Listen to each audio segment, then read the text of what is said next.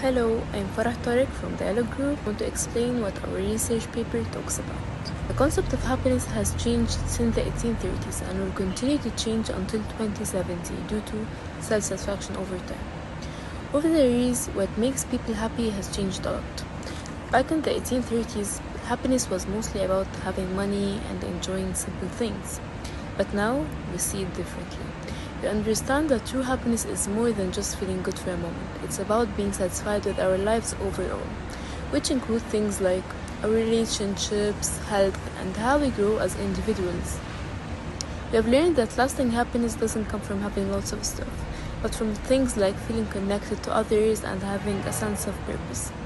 Walden, by Henry David Thoreau, helped with this change by showing that being close to nature, thinking about what truly matters, can make us happier than just having lots of stuff. The essay connects Thoreau's ideas to the bigger picture of how we see happiness today.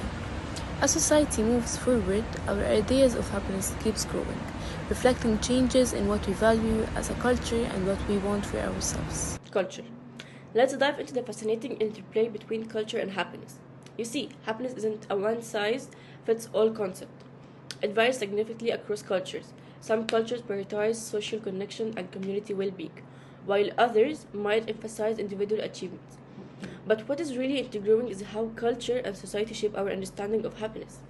It's like our cultural norms and social structures act as a lens through which we perceive what makes us happy, guiding our behaviors and aspiration. Now, let's consider the impact of globalization on this dynamic.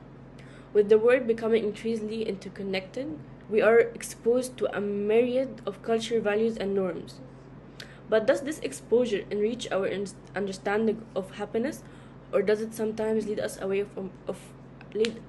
from our own cultural roots? It's an interesting question, especially when we see trends like young people emulating external ideals from influencers, perhaps at the expense of their authentic values. Alternative economic theories emerging, challenging traditional nations, and urging us to explore new pathways to well being. Looking ahead, there is a potential for a profound societal transformation. We may start prioritizing sustainability, environmental stewardship, and a re evaluation of a materialistic pursuit as integral components of true happiness. It's a compelling journey to embark on, exploring how culture, history, and economic intersect to shape our pursuit of happiness. Despite my struggles in writing my section, though, I have found the process incredibly rewarding. It's been an opportunity for growth, learning, promoting me to dive deeper into the fascinating intersection of human experience. Science. So, have you ever wondered what makes us happy? I have. It's fascinating to see how things have changed over time. Back in the 1930s, people didn't have many options for fun, unlike today, where we have tons of things to do. This got me thinking about how money, happiness, and stuff are all connected. Let's go back to the 1930s for a moment. Back then, people mainly hung out with friends and listened to the radio. Now, though, we've got smartphones, social media, and a whole lot more. But does having more stuff actually makes us happier? But it's not just about money. Technology plays a big part too. We're always on our phone, but does all that screen time really makes us happier? And what about going outside, enjoying nature? That's something Henry David Thoreau talked about in his book Walden. He believed that being close to nature and keeping things simple is what really brings happiness. What's the bottom line? Well, I think it's about finding balance. Sure, having nice things is cool, but so is spending time with friends and enjoying nature and feeling fulfilled. It's all about figuring out what truly makes us happy in this ever changing world. Writing this paper has definitely been a journey, and I've had my fair share of struggles along the way.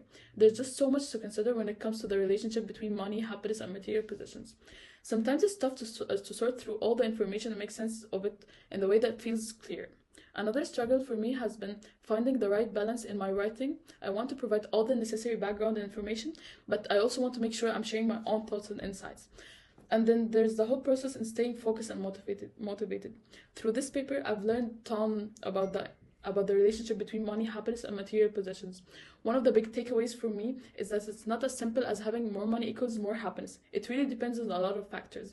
I've also come to appreciate the role of technology. It's amazing how much of our smartphone and gadgets have changed the way we live and experience the world, but at the same time, I've realized that there's the downside of all that screen time. Sometimes it feels like we're so caught up in our own devices and forget to enjoy the simple things. And then there's the wisdom of Henry David Thoreau, who reminds us that true happiness isn't found in stuff or possessions. It's about connecting with nature, simplifying our lives, and finding joy in the little things. Overall, writing this paper has been a journey and discovery for me. I've learned so much about what it means to be happy and fulfilled, and it has given me a lot to think about as I navigate my own path in life. Writing this paper has definitely had its ups and downs, but I'm learning a lot. I'm learning a lot along the way and doing my best to tackle each challenge as it comes. It's all part of the process, right? The psychology of happiness and how the concept of happiness has changed humanity in the past and will continue to change in the future. In the past, happiness was measured in simply positive and negative scales, as if it was about fleeting emotions.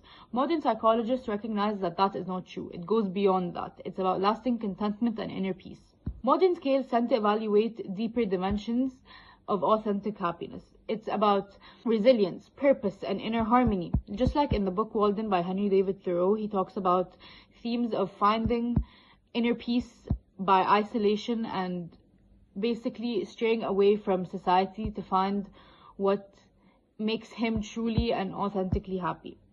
We need to shift our focus from superficial pleasures to gain genuine satisfaction.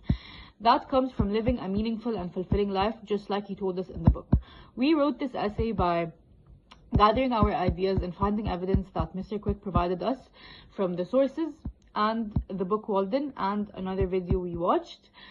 We wrote our essay and found evidence based on the points that we needed to add. About health and its relation to happiness. Happiness is fascinating because it's not just about feeling good. It actually affects so many parts of our lives. When we're happy, our bodies release all these chemicals that makes us feel great and even boost our immune system. It's like our own natural medicine.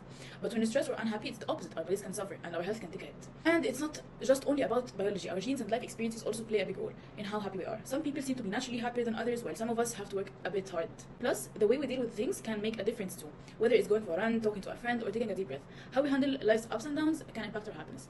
But it's not all about us as individuals. Our relationships with others matter a lot too. Research shows that having strong connection with friends, family, and even our community can make us happier and more satisfied with life.